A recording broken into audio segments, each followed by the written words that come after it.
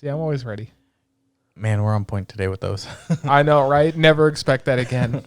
Welcome to ExAnime episode 35. Today we're talking about our B list of shows.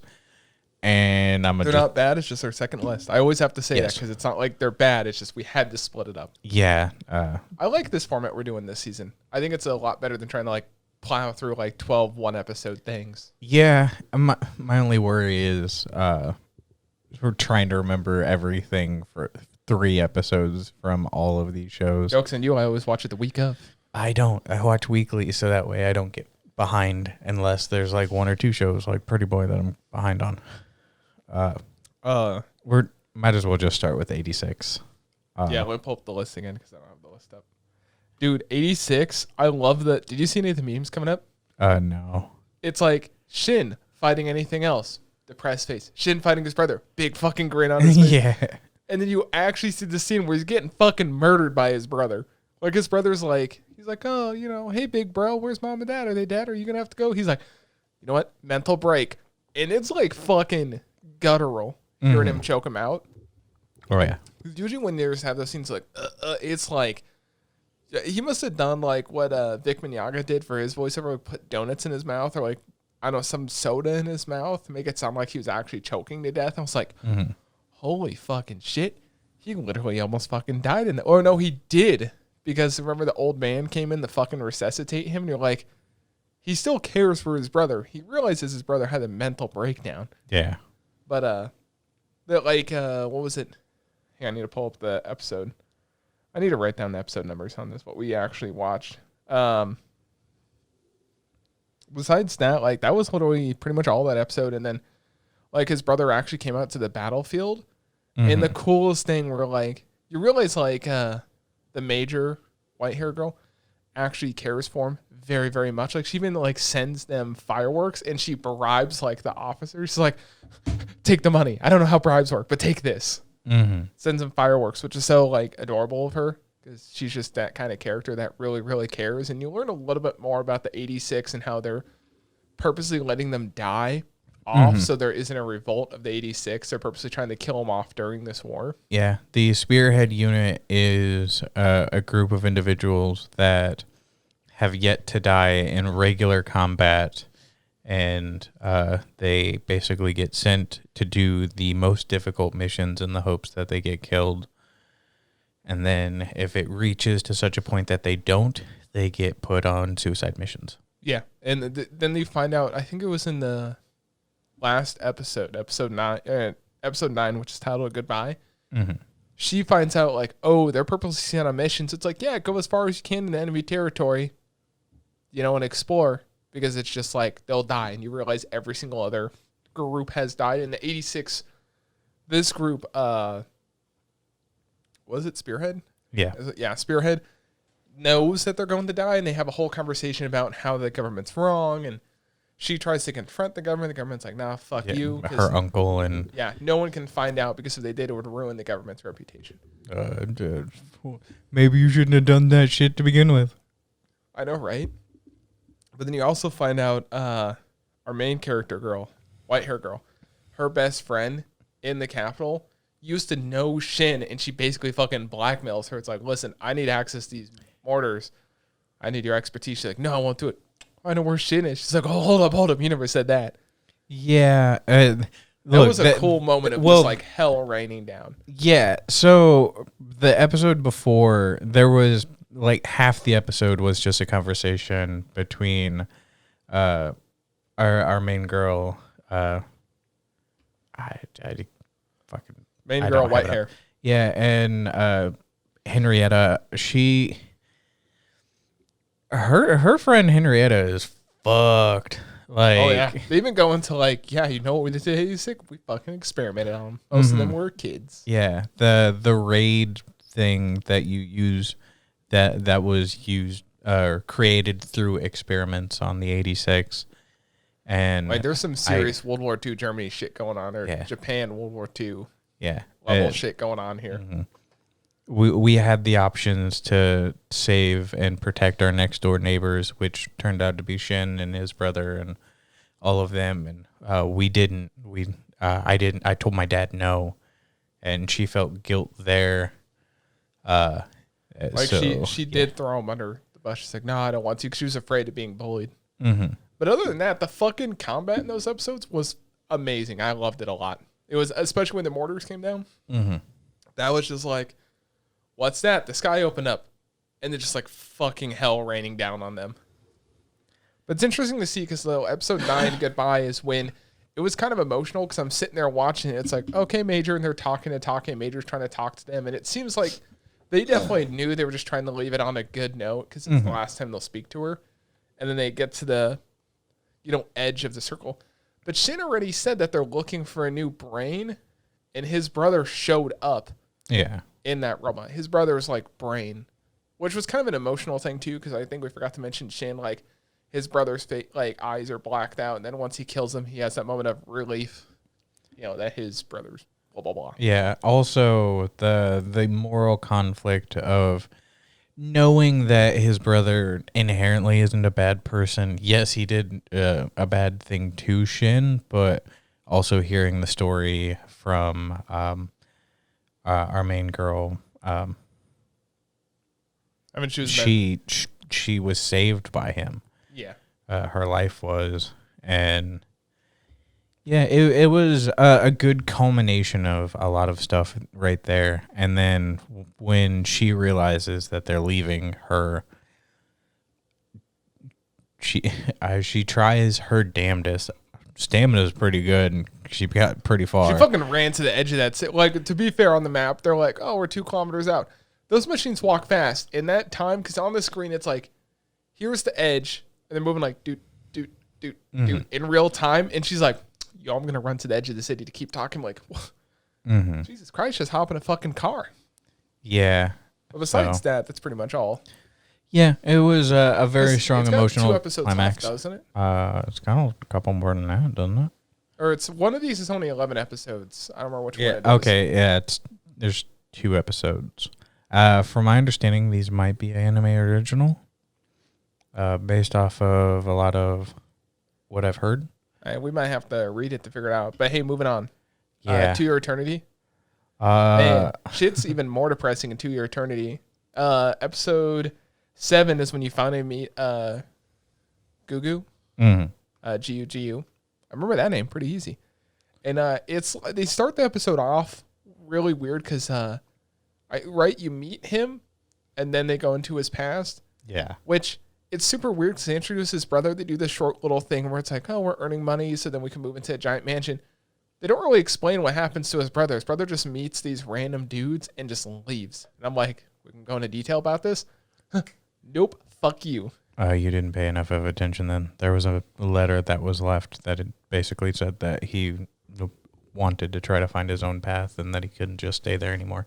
So he took all the money and left. Well, yeah. But it's like, I was hoping they were going to explain more because you see him later, like in episode, what was that, 9? Mm-hmm. And it's like, hey, he's passed down the street. Like, I'm not going to go into more detail. Yeah. I want to know, like, what happened to his brother. Like, what was he actually trying to do? And then how did he end up there, starving and everything? I would assume that the friends that he made probably took a little bit of advantage of him and left him probably poor. Took his money. And yeah. But in episode 7, you also meet the girl. I forget her name. Reen? Rianne? Yeah, Reen. Yeah. And it's like nice because you can tell they love each other.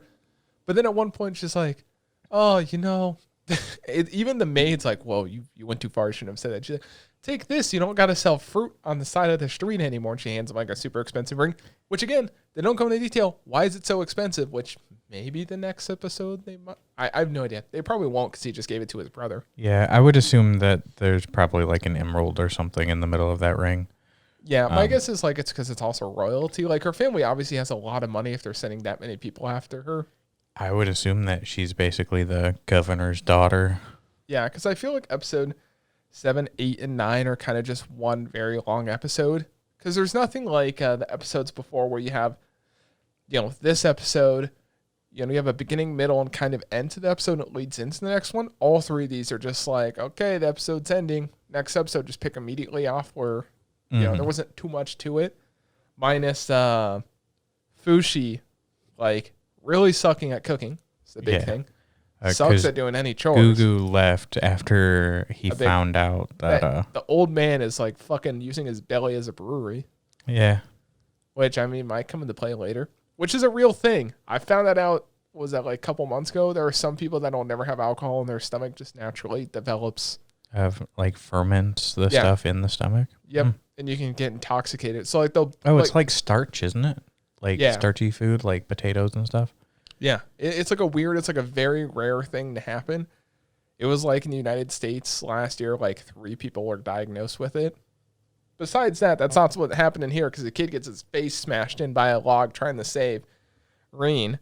Gugu tries to save Reen. He gets his head smashed in by a log, which no one noticed. Like, you know, like even Reen later was like, I got pushed. It's like, yeah, where did he go? A giant log was rolling down the hill. First of all, how did you not hear it? Because I've heard a giant log hit the ground and you can feel that shit. Second of all, kid gets his face smashed and he's laying at the bottom of the river. I don't know how he didn't die. Like the old man even said, yeah, you were on the verge of death. So put a fucking brewery in you and fucked up your face. His face was already fucked up because it was smashed by a log.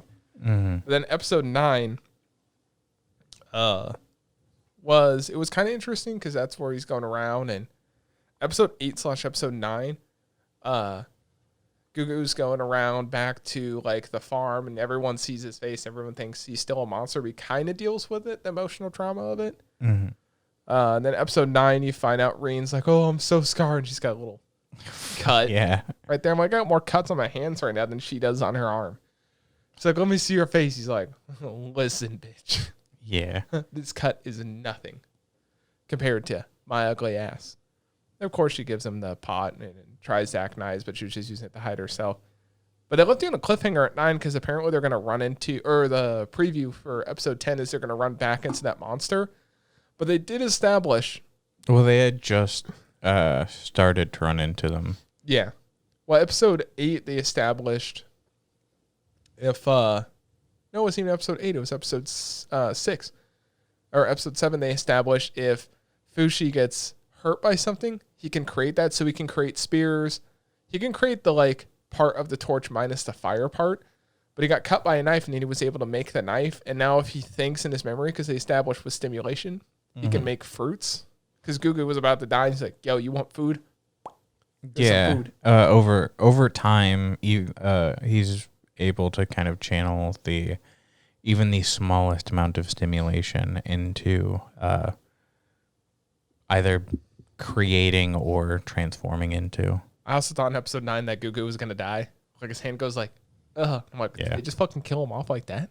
Yeah. Starve to death? That's pretty much it for To Your Eternity.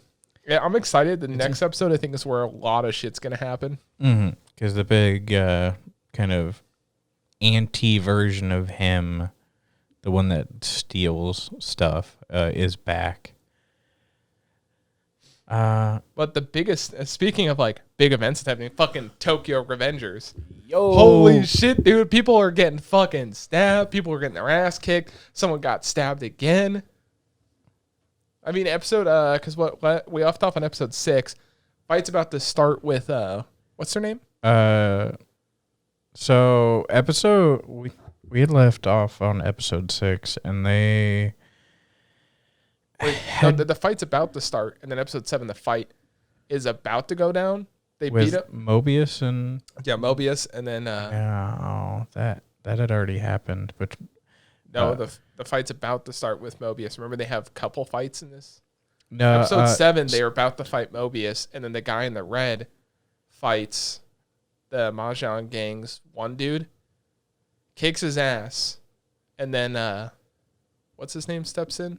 The leader of the Mahjong gang. He steps in because this other dude gets his ass kicked. Then he kicks Mobius's leader's ass. The Mobius leader... I think you're getting slightly confused because I'm pretty sure the last time we talked about it...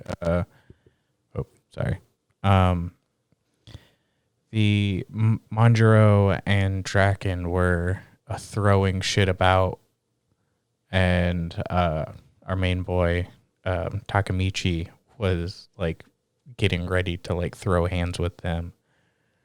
No, we watched episode 6 last time because we talked about how to end it, and they were about to fight the gang.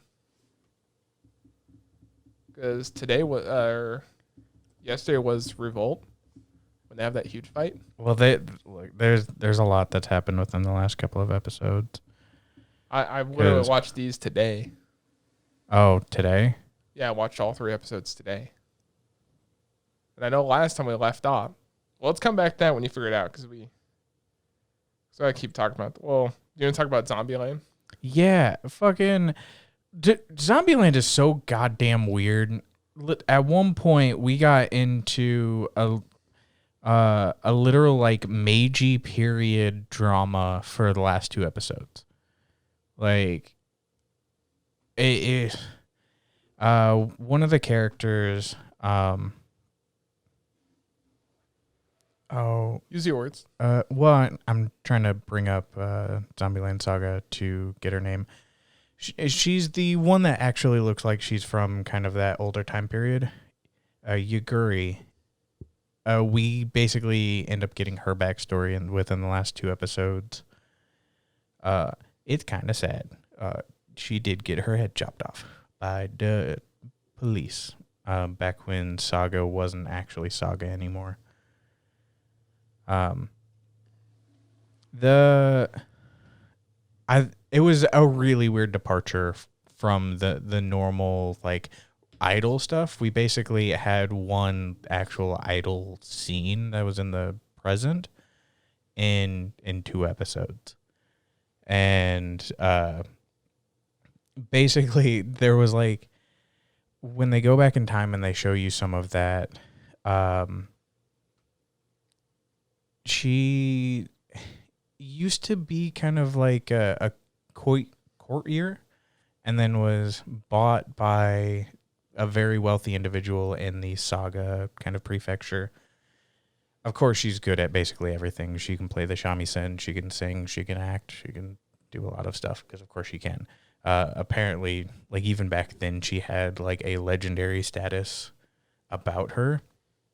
And he dies, and she just kind of is set free and is very wealthy and kind of quietly lives her life out there until you meet what would be like a multi-great grandfather of our main guy, Tatsumi, big boisterous dude that's supposed to be their manager, like one of his ancestors. And of course, even back then, like that version is trying to save Saga. So it was super interesting. You get a little bit more into some of like the weird supernatural stuff. Like even there's hints that the grandpa of that like older version of, or I guess younger, like past version of the main guy, his grandfather may be kind of like immortal. Because at the very last scene of the most recent episode, he was kind of alive in the modern age. So I don't know. They're touching on some whack shit, but that's kind of about it. Also, you were right. I'm getting confused for Tokyo Revengers, because there's a lot that has happened in 3 episodes. I know that's why it felt like... I know I was right, because they fight Mobius twice. Yeah. So let's go over Tokyo Revengers, then Yeah. we'll talk about Pretty Boy. Yeah, sorry. I just wanted to be like... in 3 episodes, there's so much that it feels like it's 5. Yeah. So episode 7 is a pretty drastic moment for these 3, because... Mahjong, is that right? Am I saying our gang right? Whoa. Takamichi, the gang Takamichi's technically in. Whatever. Mobius shows up in like at the end of episode 6 and about to fight in episode 7. Fucking Mahjong. Sorry, What? Mahjong's a game. I know. I couldn't remember the name of it. Leave me alone. I remembered what happened in the episode at least. The Tokyo Manji gang. What, Manji, whatever. Fuck it. Yo, we're a badass gang. Mahjong. Oh, fuck you. I remember what happened in the episode at least. All excited. No, but the Mobius shows up and they're about to fight.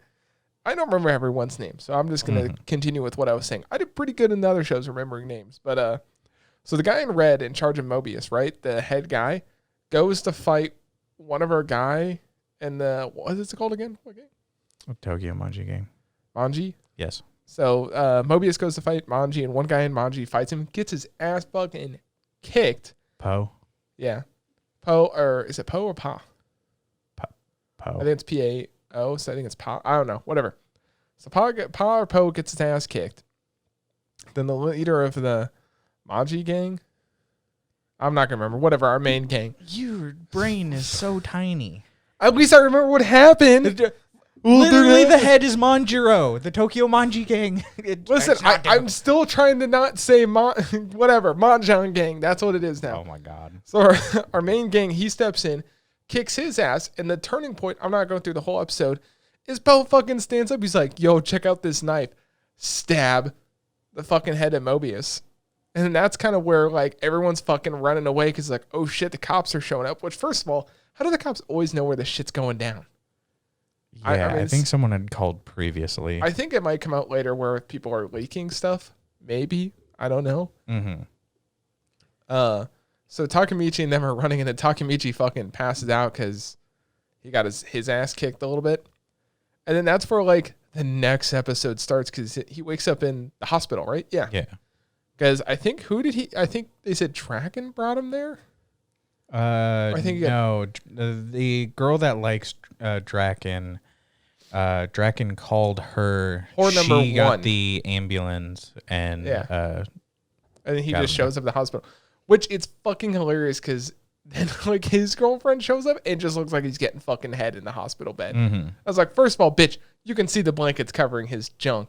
Second of all, it was super fucking funny because she's like, oh, what are you doing? What the fuck? Yeah. And that is where you learn, and this is where I was kind of at, that he's been in the hospital for like 3 days. Yeah. And that's where Draken and Manjiro. It's the Manji gang, and Manjiro's in charge of it, right? Yeah. So Manjiro. Wait, hold on. Say that again. Manji? No, that, like, never mind. Just go ahead. What? Well, they get in a fight over Pa or Po, whatever his name. Mm-hmm. And there was like some stuff in there. I won't get too into detail because it'll it's just bore basically the core decision of should they have left him behind to be a sacrificial pawn, which is what Po wanted, or should they have drug him away and tried to save his life? Yeah. Which I love how there's this divide, and then they're just like, you know what? Both of you come to visit me at the hospital. Or at his house. At his house, yeah. And then they're like, oh, you got shit on your head? Pfft, guess we're friends again. It's like, what? That's it? That's all it takes? A little shit on your head? I mean, there was a little bit more than that. But, I mean, then Manjiro and then Draken are laughing, and they just walk away because they're just saying, what, they say stinky head or whatever? Yeah. Actually, that's all just episode 7, by the way. Yeah, and then episode, because it was the first half was the fight, and the stab, and the second half was that. Episode 8 was like weird because it was just a festival, and the thing is, like, this whole episode 7 through 9, I think is supposed to take place over like 5 or 6 days, because he gets out of the hospital, he wakes up, he's like, oh, it's the, I think he said it's like the second. It's like, oh, Draken's supposed to die the third. Well, I saved him. Then he's like, oh, wait, I didn't save him because then they're at the festival. And then he gets intel from his friend, which his friend doesn't describe how he got this intel. It's like, yo, intel. He's going to get stabbed. It's like, what? By who? And it's the guy from like the, like episode 4. Mayonnaise, whatever his name is. Yeah, I don't know his name. I don't know He's his an name. absolute shithead, though. Yeah, he's the guy that was like forcing them to fight, have the battle tournament. And Manjiro was like, yo, fuck you, and beat him up. He's like, oh, Manjiro ruined my life. I'm going to fucking stab Draken. And he goes to find him, and I think that's pretty much it of episode 8, because episode 9 is when they actually have... big important thing for episode 8. Takemichi tries to go find Draken, ends up running into that dude, gets his ass beat, tied up, and that's was right, told that he was basically going to become a scapegoat for Draken's murder. Yeah. And then Hina, best girl, fucking ends up showing up, saving the day, kissing your boy, and sending him on his way. So that was cool. Yo, I saved my boyfriend. He's taped up. He can't run away. Let's get this kiss in. Yo, that shit was so good. They did it again at the beginning of episode 9. Yeah, they were like, we'll see it again. Episode 9 was where shit went down so far. This is like the biggest fight of the season. Mm-hmm. Fucking Draken is fighting part of the Mobius gang. He's getting his ass kicked because Draken got knocked out. That's what we forgot. He got hit, or not knocked out. Like at the end of the episode, he gets hit in the back of the head with a bat. Like they break the bat over his head. Mm-hmm. And then Takemichi shows up. Well, he runs into the other guy from the gang. I don't remember his name. Yeah, he's one of the generals because there's this weird split that's going on. You have that one dude that used to be basically like a kid fighter, like ref. And then Poe's best friend still wants revenge. So he's working with Mobius to get his revenge because he thought the gang left Poe. Yeah. For good. And then so there's Mobius. Basically two people trying to kill Draken at the same time. Yeah. And it was crazy because the fight, like everything happened so quick at the like episode 8. It's like this is one of the same case of it felt like one super long event because it only takes place over the course of a couple days, minus his hospital. Also, one important thing we forgot to mention: he spent 3 days on that puzzle, and Draken fucked it up. Yeah, and like Draken was like 2 minutes. Yeah, and it's destroyed his puzzle and all of his memories. But back to episode 9. Episode 9 was crazy because it's like you're like, oh yeah, Draken's kicking ass. Then like Mobius like, okay, we're gonna kill all of you. It's just 4 versus us. Then every fucking bike, or no, they're like, we're gonna kill you, and then Manjiro shows up on his bike. They literally were like, I know that bike. That's definitely his. He's like, it's the DO235T. And it's like, yeah, there are even those extra hints where he shows up and he says a line that almost seems like throwaway, but you find out that like someone, probably Poe's friend, the one who's organized this, was purposely keeping him away to do this attack. Yeah. And then, there's still you eventually meet the new head of Mobius. That dude's crazy. Bless you. Oh, excuse me. That dude's crazy. Yeah. Apparently, it's like, by the way, if I catch any of you running away, I'll kill you myself level crazy. So he's forcing his gang to fight, basically. Welcome to the Russian army. It's literally like Thunderdome. It's like, okay, everyone goes in. We better come out on top. Mm-hmm. Also, that dude has some weird tattoos. One was sin and one was punishment. Yeah, punishment or like retribution or something. Yeah, one like he had tattoos on his hand. So when he's talking, he's holding up the sin one, and the other one is I think it's repent. Yeah, I think that's what it is. So it kind of adds to the story. But dude, that fight was so good because you're watching like the captains of the Mahjong gang, Majin gang. Go ahead. Just go. Leave me alone. Listen, it's hard when it's like, I like Mahjong. Leave me alone. And you're watching them kick ass. It's so funny because it's like, oh, I'll beat him up. And he's just like, nope, punch. Like even that smiling guy, he's like, yeah, kicking ass. And then the episode ends. He's like, Takemichi's trying to find Draken.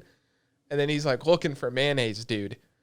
He's like, where is he? There's Mayonnaise Dude, and the Mayonnaise Dude is walking away with a bloody knife. And several times in the past episodes, he's like, oh, I'm worthless. I can't prevent this.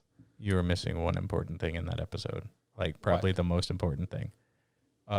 There was the fight between the two leaders. Oh, I forgot that fucking Manjiro and everyone rolls up. Like, everyone. Well, yeah, that's what I was saying, that before Takemichi showed up, and then the rest of the gang shows up.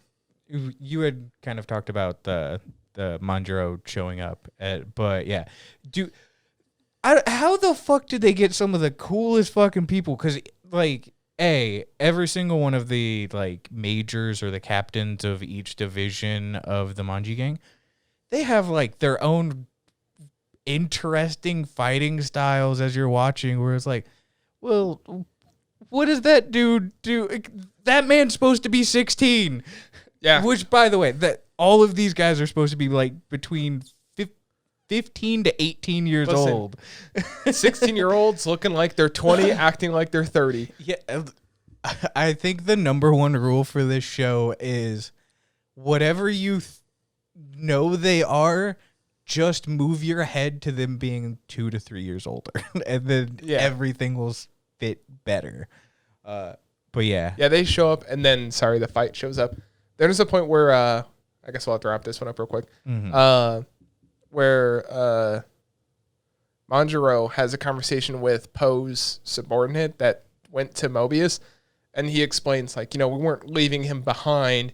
He made this decision himself, and if we're you still hate here. it, hit me as much as you want, kind of thing. And then Draken gets stabbed, and that's where the episode just fucking ends. Draken's on the ground bleeding, and Takemichi's like, I can't fucking do anything. Well, yeah, you can run over and put pressure on that wound.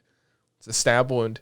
Plus, the knife only had like inch and a half of blood on it. So really, it wasn't that deep. Now, if you cut him in the bad area, you cut him like towards the bottom of the stomach, there's a pretty good chance of living if you get pressure on that wound. Yeah. That's it for that. Pretty Boy. We got a speed run, Pretty Boy. You haven't watched the last 2 episodes, so talk about, art is wild. That art teacher's fucking crazy. Crazy good. Well, yes, she's crazy good, but like, you find out the mystery. Everyone's like, yo, what's up with this? It's like, oh yeah, I just got all my students to paint over themselves. It was a group project. And I was like, paint guy didn't notice that. Art guy didn't notice it was painted over. Yeah. It took just saying girl with special eyes using contact lenses. Yeah, it was such a weird, like, my eyes are too perfect, or my eyes are too advanced. I need the perfect vision. Here's contact lenses. Like, yeah, it lowered my vision just enough to notice this. But paint guy not noticing it? Like, come on. Yeah. Also, that art teacher was pretty dope. So that school really missed Fucked out. Up. Like, yeah. Well, how dare you? They even explained, like, her other paintings, how the reason why there was no one in that is because these are paintings that had people added to them afterwards. It was a really weird, like, episode. Yeah, it was like a perspective thing of, like, less of the people, but a perspective of what God sees or some shit like that. Yeah. The last 2 episodes, though, it'll be very quick because basically there's not much to it. You meet student council president's wife-to-be. Because remember, student council president's a lolicon, basically, or everyone calls him that because he has an arranged marriage with, like, a elementary school girl. Do you remember that? Like, episode 1, they call him a lolicon? Well, no, you said wife to be is an elementary. It's like an arranged marriage, so. Yeah, it's still. Yeah. Early. Hang on. They go into detail about it. Mainly, it's like this one family is losing all of its wealth and stuff, had a very, very rough time. So the only way to save this family and their tradition was to have student council president's family have an arranged marriage with her. That way their family could just give them money. How impactful is being a student council president? Like, what? Well, that's his character. I don't know his actual. Every single one of those on the student council. What fucking school is this, by the way? This is one of those, This is Oran High School Host Club, like, to the max. Yeah. That's literally what it is. It has the same feel. It has similar music and stuff. It's not... If you like Oran High School Host Club, like I said before, you'll love this show. Yeah. But basically, this episode goes between her, and you find out more about her. So, like, everyone in the club hates her. They think she's, like, kind of the devil is what they think of her. And the next episode, what is it, 8? Is that episode 8? I need to pop it up here. What was this? Yeah, episode 8. That basically starts with this girl has dropped off wooden paddle decorated with a Borcade portrait. I think that's what it is. That's what it says in the description. Basically, it's just giant statue, and they're trying to figure out the mystery of who brought this here, and they conclude it was her. And they're like, well, how did she get it in here? And that's the mystery of, like, figuring it out. And this little girl's walking by the hallway, and they walk by her main girl. I can't remember what she said. She's like, you're, like, this despicable, or you're just normal or something, she says. Listen, I watched this very late at night, so it's not the best. But basically, these 2 episodes, because every 2 episodes is a mystery. That's kind of the whole gist of the show. Yeah. And basically, it's this path of our main girl finding out more about our student council president's wife-to-be and what's up with her. And you find out like at the end of the 9th episode, she's actually not that bad. She's very traumatized by what's happened to her family, so she has to keep up this strong appearance because of her family slowly decaying away and their power. That's why she's married to the student council president, to keep the family alive. And she actually doesn't love the student council president. She loves our blue-haired boy that's in charge of the club. Yeah. And at one point, everyone in the club thinks that she pushed him down some stairs and broke his legs so they couldn't go on this trip so she could be with the student council president. But what really happened is she has the power of just sneaking up on people, like walking real quiet so no one ever knows she's coming. Mm-hmm. And she was going to say hi to the club president, but he got scared when she just showed up, so he turned around, slipped, and fell down the stairs. He's been telling everyone for years, yeah, I slipped and fell. They're like, no, you didn't. We know she pushed you. You're just trying to keep her safe. He's like, no, that's what really happened. And then they finally find out that is what really happens. But the mystery is, how did she get this giant paddle wooden statue in the room?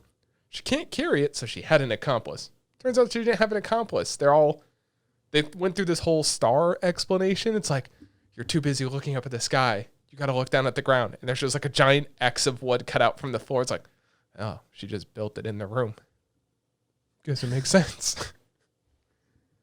Why is it that this show is extra?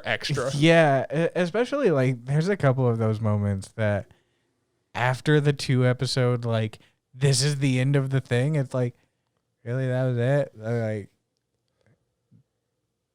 I like it. It's over the top, but the big surprise at the end, like what you're talking about, was like, oh, she just built it in the room, or they just painted over stuff. Where it's like, Scooby-Doo mask off, but 72 extra. Episodes in a row, it's all been Mr. Jenkins, and you're like, it was Mr. Jenkins. What's rule number 2 of the Pretty Boy Detective Club? Or rule number 3, be a detective. Yeah. Not a good detective. Good was not in the description. They're doing some real roundabout shit. So anyways, my IQ is so high, I can't see the simple things put in front of me. That's about it we have for this week. I didn't watch any of Vivi because I was I haven't been juggling streaming pretty well. So that's it. Check out Bonway. Subscribe to this, like it. Same thing with Bonway. Check out our Twitch streams. I'm going to spend the next 2 weeks working on this man with pronunciations. Nah, I'm gonna get him a cue card. At least I remembered what episode we were on, which is very important. Because you only watched it tonight or today. I watched it yesterday. Oh, during the day. Yeah. Well, I've been watching weekly. Yeah, you still can't remember what happened. It's right in front of you. I mean, I know what happens. I just didn't know what episode it was on because there was a lot. So, bye.